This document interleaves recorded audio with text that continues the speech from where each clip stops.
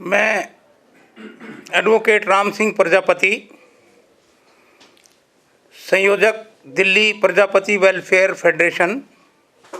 आज ये press conference इसलिए की है कि हमारे साथ जो पार्टियां, ख़ास तौर से बीजेपी जो अन्याय कर रही है, उसी विषय में ये प्रेस कॉन्फ्रेंस हम कर रहे हैं। आज से 3 साल पहले दिसंबर 2019 में हमने एक बहुत बड़ा फंक्शन तालकटोरा स्टेडियम में किया था और वो स्टेडियम फुल कर दिया था हमने बिल्कुल।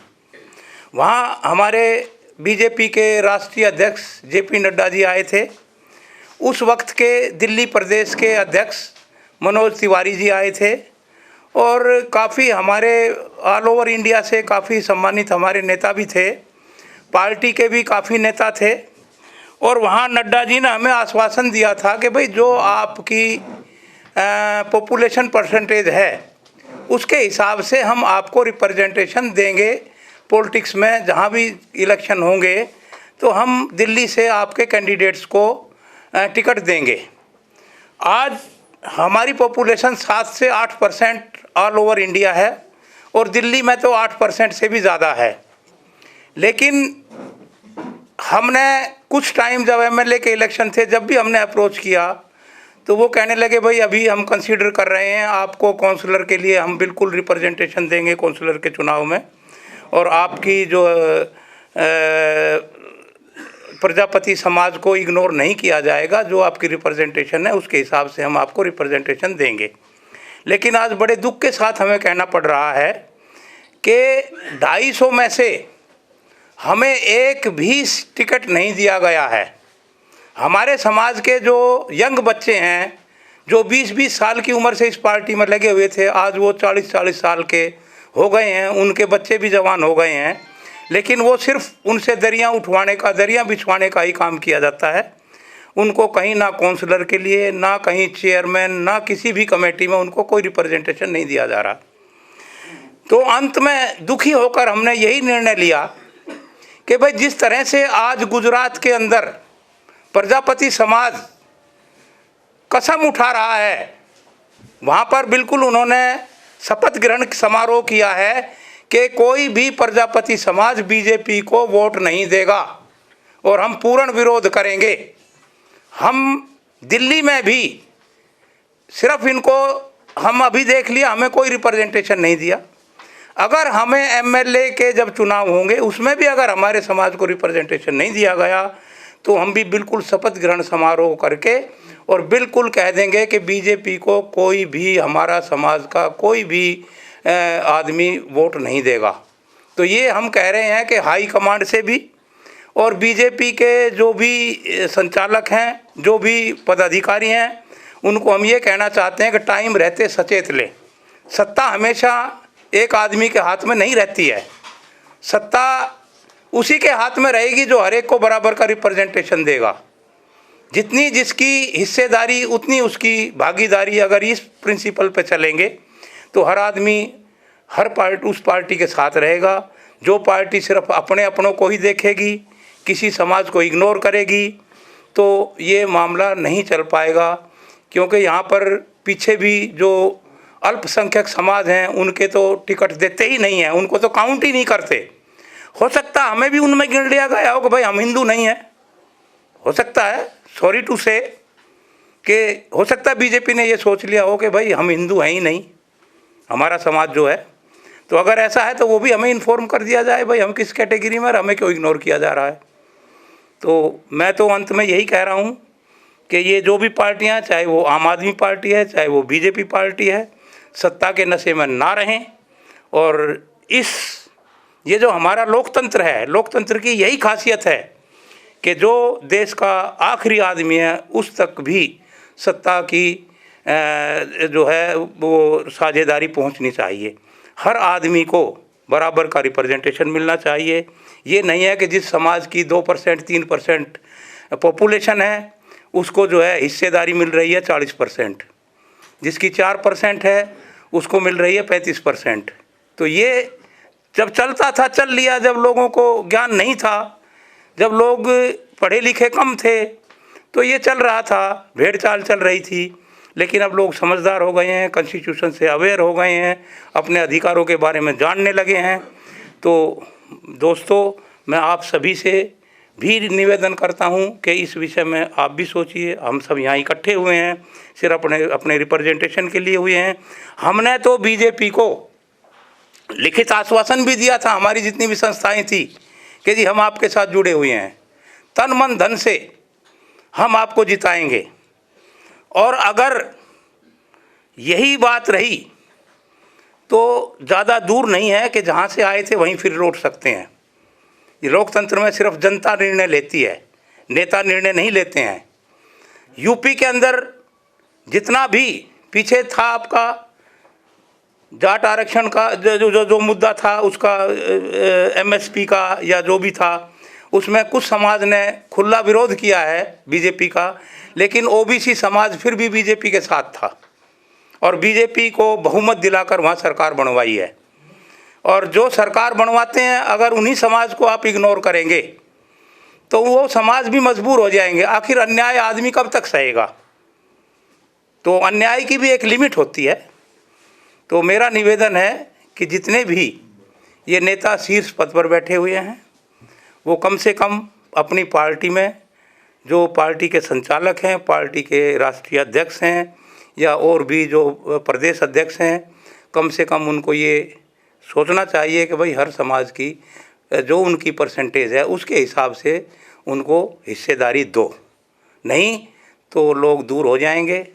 और फिर भाई लास्ट में यही होगा, वही कि अकेले चलो तो अकेले चलते रहना, हमें कोई दिक्कत नहीं है, हम भी अपना रास्ता चुन लेंगे, आपका भी रास्ता अपना है।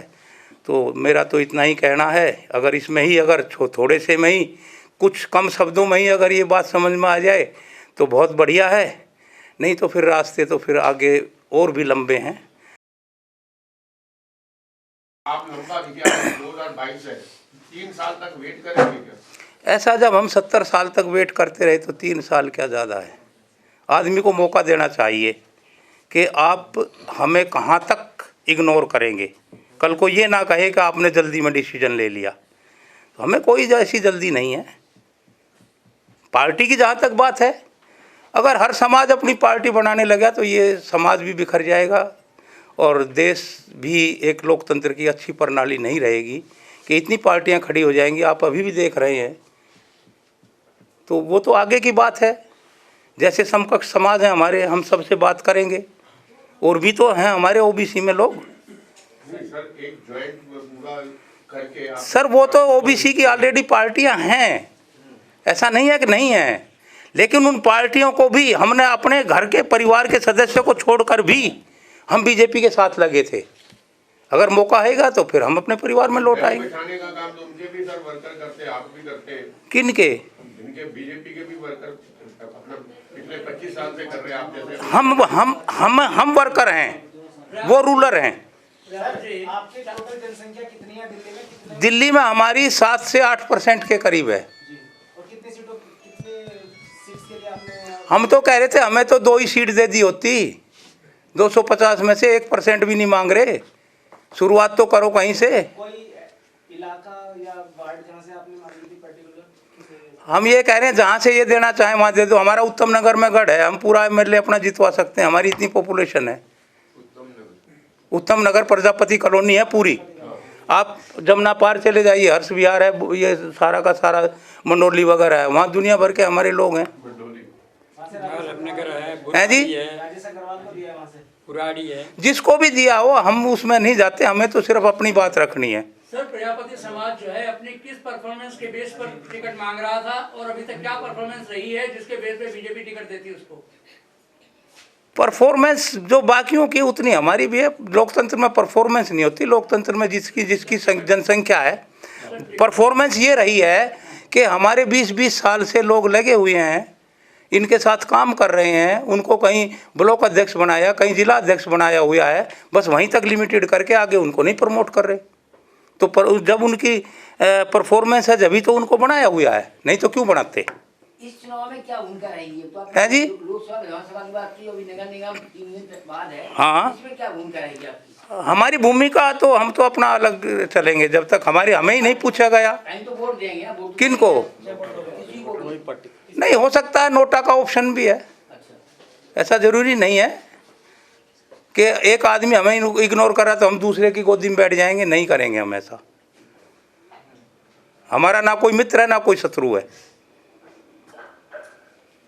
तो ये आपने प्रजापति समाज का जो स्टेटमेंट दे रहा है जी Delhi as well as Gujarat, नहीं, मैं तो दिल्ली को रिप्रेजेंट करता हूँ। गुजरात की तो मैंने कल न्यूज़ थी देखी थी, उसमें आप लोगों ने भी देखी होगी, आप पत्रकार हैं, मेरे से ज़्यादा आप हैं। ये वोट ना दो, बीजेपी को वोट ना दो। भाई वहाँ तो शपथ ग्रहण समारोह हुआ है और इससे ज़्यादा क्या है, रिजल्ट सामने आ जाएगा। 8 तारीख कोई दूर थोड़े ही है, 8 दिसंबर। तो कल वोट जी गुजरात में। नहीं, वोट नहीं, मैं तो रिजल्ट की बात कर रहा हूँ। नहीं, मैं उसकी बात कर रहा हूँ। तो गुजरात में भी जो सेम स्टेटमेंट। बिल्कुल बिल्कुल बिल्कुल, वहाँ भी इग्नोर किया गया है। वहाँ तो हमारा समाज इतना पावरफुल है, वहाँ तो मिनिस्टर तक रहे हैं, उन लोगों को इग्नोर कर दिया। अब कन्विंस करने का टाइम निकल चुका जी। सर 4 दिन पड़े हुए हैं, 4 दिन पड़े हुए हैं। 4 दिन में क्या ऑप्शन है, कोई हमारा कैंडिडेट खड़ा कर देंगे? कैंडिडेट नहीं खड़ा करेंगे, लेकिन वोटिंग पावर तो अपनी स्ट्रॉन्ग करने के लिए आपको मिलाने की कोशिश करेंगे ना। लॉलीपॉप तो हर कोई देता है, लॉलीपॉप हर कोई देगा, सर एक और क्वेश्चन है कि उसमें कोई दिक्कत नहीं है। बीजेपी भी कहेगी।